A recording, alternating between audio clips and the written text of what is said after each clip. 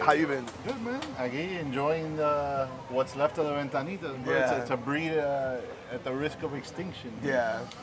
The tourists seem to stand here a lot more than the locals do. Yeah, these yeah. days, bro. But at least we can share that with them, right? At least it seems like they're embracing it. I was gonna say, usually you see more of the tourists with the full colada, but look at you, you got the full one too. I do a half. You do half? Yeah, that's pretty much what I do. Well, by now I lost count of how many times I've had coffee today. So what's up with you, man? Aquí, en la lucha, literally. How's the wrestling? Good, man, good. I busted my leg yesterday. It's still bleeding right now. No. Yeah, I landed. I took a bad step and my shin just on the edge of the ring. Eso, imagínate. Deja. Listo, muchas gracias. ¿Cómo se lo pago? Déjame pagarle. No le haga caso a Denio. No. Te regañan. Yeah. ¿Cómo te ha ido? Bien. ¿Te ha ido bien? Bien. Oh, this lady's still. She's still here. That's crazy. Really. Bendiciones. Todo lo puede en Cristo que lo fortalece, no deja ninguna condición para acá, todo es todo. Amén. Eso sí, verdad. Sabe que la sombra a quien le sirvió esta humanidad necesita sus manos para que usted asesine a quien él quiere asesinar, si no, no puede. Claro. ¿A quién servimos, hermano? Ay, Dios. ¿Quiere un poco de cafecito? No, está bien. Bueno. En el nombre de Jesús, Bueno, todo pues, puede. Te quiero. Dale, Good to see you, good man. luck, bro. Dale, Likewise, man. man. That's right. 3:05 p.m. There's no better way to plan that. It's funny how it always falls at 3:05 p.m., right? We should drink it out of these. Oh, we are. I feel like I'm always the one pouring it, but it's only right because I used to be the one pouring it. but all the yeah, time. exactly. So I used to be the one think pouring it. tradition. Vamos a ver si no me Cuidado con cae. los micrófonos, No. but you're the pro here. Oh yeah. And you give me the nice Espumation? espumation. You got me that clunk, that little clunk. Before we cheers, though, Oh, okay. I do want to say for those that may I forgot there's cameras and there's people that are going to be watching this. But introduce you, Denio. You have been involved with this establishment, a pub, family-ran business. You operate it now between you and your mom. You've had a direct impact in this culture. La Cultura de la Pequeña Havana, Little Havana, something I've always appreciated. I've known you for many years. You were always a nice breath of fresh air to come from the bar and just come across the street and we became friends organically. You were like, just needed a break. You would come get a beer. I needed a break. I would go get a cafecito. So mainly though, thank you for putting on for our culture here, La Pequeña Havana, and for keeping everybody properly caffeinated. Always. So cheers to Daniel here at El Pub in La Pequeña Havana. But yeah, I guess the purpose of this all was to use this platform of this podcast or series, if you will, to use it as an excuse to just come hang out with you. and just shoot the shit with you if you want. Dude, you can hang out with me whenever you want. You didn't need to start a podcast to come hang out with me. but mainly just, dude, the purpose of it is to showcase our culture. And like, we'll do the shit that we always talk about. And dude, it's come in many forms. I feel like you've always had a good way of showing off our culture. Yeah. Like with the skits. Oh, dude. I remember the skits back, like, and just bringing the realty of just real daily life. And making it like a genuine energy behind little it. peeks into real stuff. Yeah, for sure. But with the podcast or the series, wanting to focus on that, I feel it's only right to sit down with you being so heavily like involved, and you're here all the time, and this has been in your blood since birth. Literally, you have been involved with OPUB since you were born, for the most part. Well, I mean, my grandfather was the one who really... Oye, sube el micrófono. Ay, disculpa. Mira, que Junior, otra vez Junior. Yo no estoy acostumbrado a esto. It's the main Junior shout out. Yo no estoy acostumbrado a esto. Pero no tan alto, no tan alto. No, really, when I was younger, like when my grandfather was here, I would come de vez en cuando, and I didn't realize how special it was. Yeah.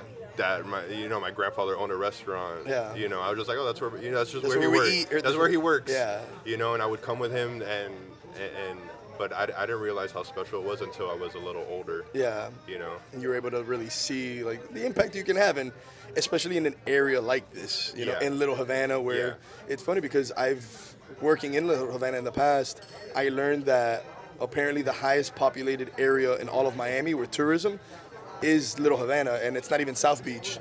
And because I think it goes to like people want to embrace that culture, la Absolutely. cultura, the Cuban. I wonder how that trend has changed Yeah. over the years, because it's always been a touristy area here, but lately it's It's gone been to shifting. a whole nother level. Damn, what do you see know. more now?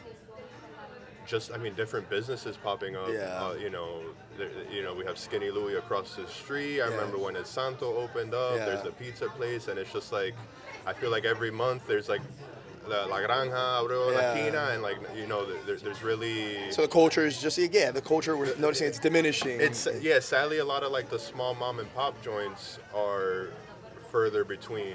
Yeah. But that's why I feel like it's more important for me and for us to stay here and stay family operated and, Absolutely. and stay authentic, try to ride the wave and appeal to tourists, but, remain authentic. Absolutely.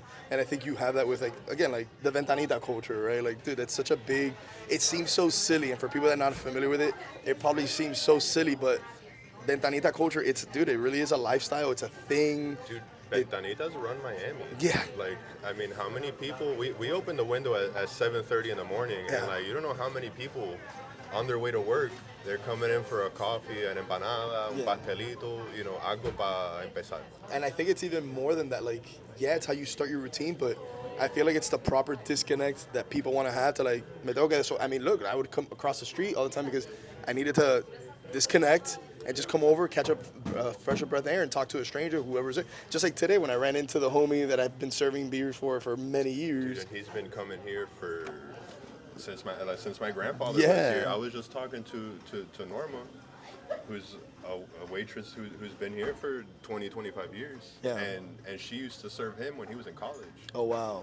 So there's so many types of those characters around here that have been coming here. They chamaquito, and that now they bring their kids. Yeah. So And it's a thing. Like, again, it seems like for people that may not know, it can seem something silly, right? But no, it's part of our lifestyle and our culture, and it's more than just what we're gonna consume. It's more of a mental like outlet or a social break. Like, I like to compare it to, like, in offices you have like water cooler talks, and you go and you chismear and you talk in the water cooler break and whatever.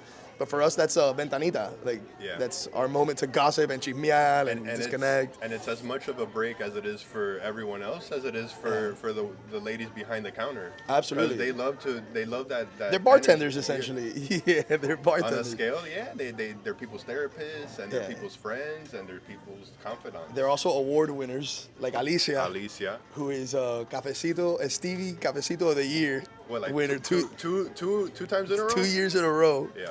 Hey, which always cracks me up. And it's funny, earlier today, I saw the little trophies still there. She keeps the trophies there. She's very proud of those trophies. Hell man. yeah. She's very proud. I love Alicia. It was a shame I couldn't see her today. Yeah.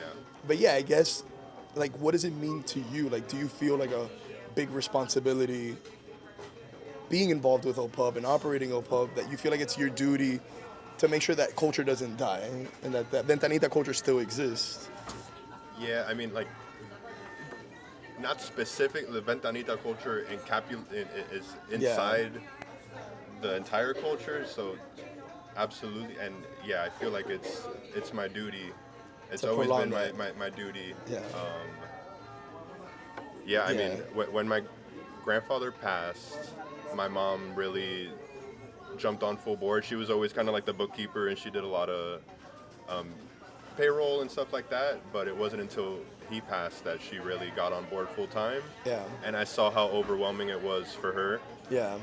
And I was in school. I was at UCF in Orlando, and I was eating shit, to be honest with you, like not taking it seriously, not you know. Yeah, you had your other interests and focuses, I'm sure. Comiendo mierda and lifting weights and fucking, but I dropped out. I never finished. I moved down here to start working in the restaurant, and just because to help my mom out, and then, but you learn to fall in love with it. You learn to fall in love with the business, with trying El ambiente. El ambiente, you know, always pushing to try to make things better.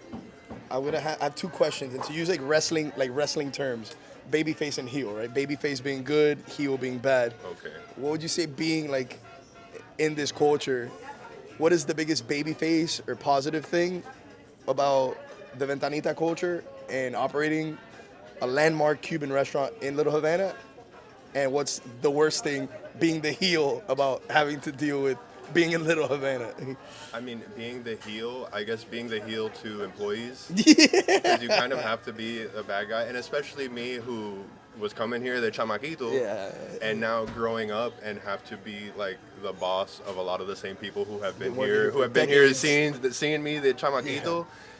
And, you know, coming in, they're 20 años, thinking you know everything and want to change the world. And maybe not the right way to go about it. So being the heel and El mandón. El mandón. El mandón. you know, yo siempre decía, bro, en cruzar la calle yo cambiaba de carácter. You know, I was not the same character on that side of A Street from on this side of A Street. You know, I came over there con el cafecito with bright-eyed and con sonrisa.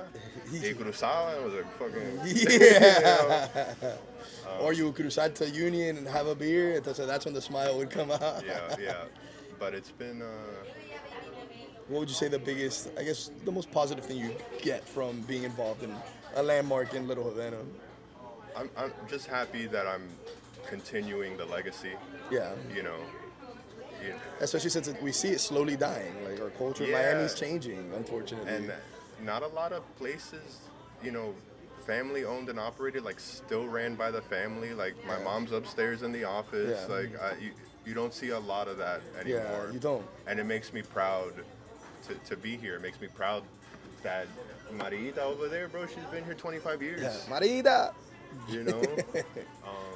So it makes me proud that we've built a family, that we've built a culture.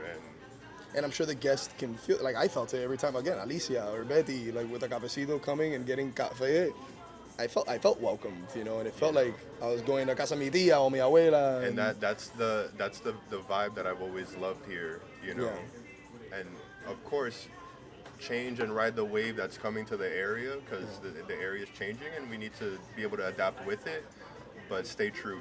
You know, stay absolutely. True. And I've always been, I know we've had these talks before, it's like with whatever projects, making sure that things are always authentic and genuine. You know, it's the best way to be able to connect with whatever it is you're trying to project or portray. But speaking about ventures and projects, and you mentioned the term love a little bit ago, I know you also, not only do they call you Denio from a pub, but they call you Machete. Machetazo. In Machete woodworking. Yeah. I had no idea you were able to, so I'm not the handiest of people at all. Yeah. And it was funny the day I learned you were super handy and then saw your cutting boards and all that, and I was like, oh wow, like this is, you actually built an entire stage for us, music stage. I did the counter over here. So tell us about tell us, my bad, didn't mean to cut you off, but tell us about Machete, about your wrestling persona in Machete. Dude, el machetazo, bro, wait till I come out and te doy un machetazo. I'm gonna bring this closer over here. No, dude, I mean, I don't know. It started kind of out of nowhere. Like my stepdad bought me a drill one time, and I was like, you know, how do you make a shelf?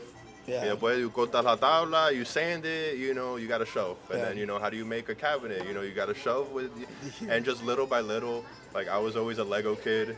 Okay. I was always building Legos and connects, and I've always had that kind of brain, but I was never handy. Yeah. You know, I remember in college I needed my roommate to montar my TV because yo ni sabía usar el taladro. That's funny. That's funny considering now where you've gotten and how you've helped me with whether it's Panolo's pop-ups, loading my pickup truck or whatever. No, eso es algo de Guajiro. You have to know, bro. That's something my stepdad taught me too. Is like how you load in a truck, how you strap it down. Yeah, it's like playing Tetris. It's like playing Tetris, dude. Bro, he didn't go anywhere, and he didn't have ratchet straps. He just had soga, and he would do algo to ratchet it down, and yo no entendía eso. That's the beauty. I feel like that comes with the culture. I mean, it comes with any culture, really, but I've never been the handiest. But I feel like, los guajiros are the ones, los viejos, are the ones that know how to pass that. Those people will build you a house, they'll do the plumbing, they'll take apart your car, they'll put it back together. And that's something I feel like we lost along the way. And I've always been somebody like very curious. Like I've always taken apart like my GameCube or whatever just to see the other parts. So I've always loved that kind of thing. Damn, And, GameCube. What was your favorite game on the GameCube? bro, I was a Mario Kart dude. Hell yeah. Smash Bros and Mario Kart, dude. Hell yeah. That's all I play now. I think the one, yeah. That's all I play now. On the, you put back together the GameCube. The GameCube's like I play, yeah. If you don't put it back together, you don't play it. Dude. So I think the GameCube. Damn, what was the game I played? I think it was Kobe Bryant courtside. Was that a game? Kobe Bryant courtside. Yeah, I think that was a GameCube game. That and Smash Brothers, of Smash course. Bros, dude. I remember a Yu-Gi-Oh game. I remember I had my mom got me a Nintendo. And I was playing Mario Kart, and I crashed into the wall, and I didn't know how to reverse, bro, and I started crying, and I was like, "Mami, esto está roto." Esto está roto, devuélvelo. And no, tú no sabes manejar. but You were driving like somebody from Miami in the brother, game. I crashed straight into the wall. I did not know how to reverse. Sounds like, about right. Damn, that's funny. You know what we should have done?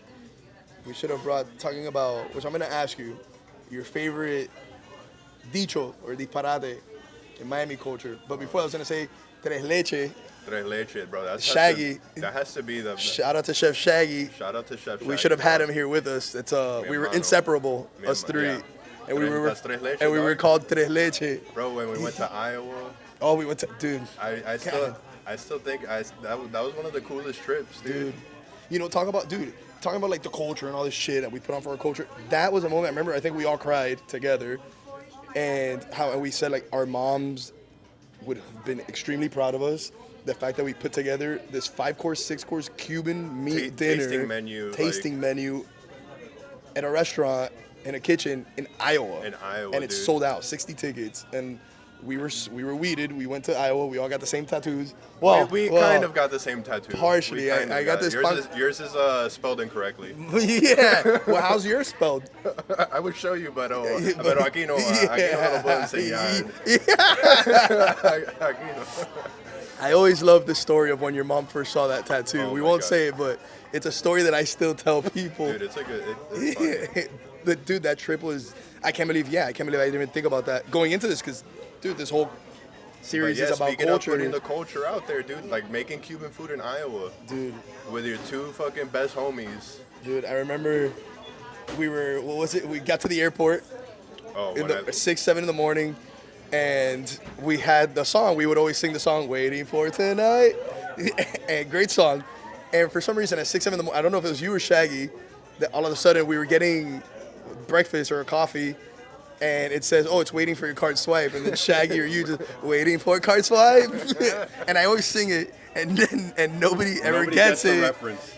Yeah, and it's like, oh, it's a tres leche thing. See, that's when you start shaking when you Yeah. when you pour in the coffee. So it's a meal. Oh, it's right on the And mic. you've been holding it this whole time. This one's for Shaggy for tres leche. Shaggy, this one's for you. We're gonna get you on episode. Te Tranquilo. quiero, mi hermano. Shaggy, you can catch him at Tinta y Café. Honestly, Shaggy, dude, talk about culture. Somebody that in his cuisine, like he wants to like make sure he does hybrids, but it's always featuring the culture, right? Like the Cuban meals and Cuban dishes and flaring it up but elevating it. Like, dude, I think he did the arroz con huevo, but he did some sort of 5-star restaurant Michelin dish. Shaggy inventa unas cosas que bro. Shaggy's that the was man. such a blessing to eat have his him food, feed to me have all him the time, dude. yeah. Like I was just not only like as like one of my best friends, but just Yeah. to eat that guy's food, bro. Like, Amazing. He'll be on the show, and then we need to do the special tres leche edition in Iowa. And Iowa, dude. In Iowa, dude. with the two homies that got Dude. tattoos as well. Yeah, the two. What are forgot. their names? We're hanging out with Big them old Cuban- boys from with Cuban farmers fellas. from Iowa, and also got pan con bistec tattoos, but Pan con bistec. spelled properly. I was Pan con bistec, I was the only one that got it spelled incorrectly. Dale, mi hermano. Thank you. Brother, Thank you. good to see you. Damn, that was a special moment. What was it? We did camarones enchilados. We did. I forgot. a tortilla. A tortilla. We did a tortilla española. We had. I know the camarones enchilados was with black beans, with like a black bean puree. Didn't we do? And then we did the pan con, and then the next day was the street food for Which the was festival, panolos, which which we was did the panolos. pan con bistec, pan con lechon. I had to slice the palomilla on the slicer. That was rough, Yeah, dude. but it was fun. Yeah, because they don't got palomilla in Iowa. We had to No. we had to cut that ourselves. Pretty much like shaved ribeye, Philly cheesesteak style. It was good. Bro, but the line for that too was out We of had the biggest control. line. We had the biggest line out of more than any brewery, I remember. But it was efficient. We ran efficiently. That was cool, man. Yeah. Do you have a favorite or a go-to? Oh, no, wait. Tell us about, or don't tell me because I already know. Tell the people about the special off-menu item here that you can only get here at a pub off the menu called La Noche Entera. Oh, dude, Noche La Entera. Noche Entera. La Noche Entera is a medianoche con maduro y croqueta. Out of control. For those that don't know what a medianoche is, it's a popular Cuban sandwich. Think Cuban sandwich on a sweet Hawaiian roll, but then you add croquetas and sweet plantains. And the sweet plantains with the sweet Hawaiian roll. Yeah, It yeah. does a really good. You know what? You know what that's missing? A little cilantro. Yeah, A little I'm cilantro. glad you fucking knew. You knew what I was gonna say. You need to give me that recipe, dog. You need to send me that recipe. Somebody's gotta do. I'll send it to you. We'll keep Panolos alive here at Hell yeah. a pub. Well, I'll leave you with the final as we go home, to use a wrestling term, and wrap it up. Una pregunta más. If you could tell me a time in your life where you had to ponerte la pila. Dog, not to call back where before, but I think when I dropped out of school and I decided to come back home and go full into this is when I really had to put it on. Hell yeah. You know? Hell yeah. So I'm glad you did do that, because I'm glad too. I never thought I would. I mean, it's been 10 years almost that it happened, and I've only had 2 other jobs. Yeah. You know, besides this, so I still got to keep putting on my batteries. Dog. Yeah, you know, keep there's charging still, them. We've come a long way, but I still have a how vision. Shaggy would say, put on your batteries. Put on your batteries. Yeah. You know. Hell yeah. But yeah, we got to keep pushing forward. Hell yeah. I appreciate it. I'm glad that te pusiste la pila, that you put on your batteries, and that you've been able to showcase this culture, keeping it alive in a time in this area and in this era of Miami that seems like it's dwindling, but keeping it alive. So, te aprecio, Brother. te quiero, y siempre con la pila bien puesta.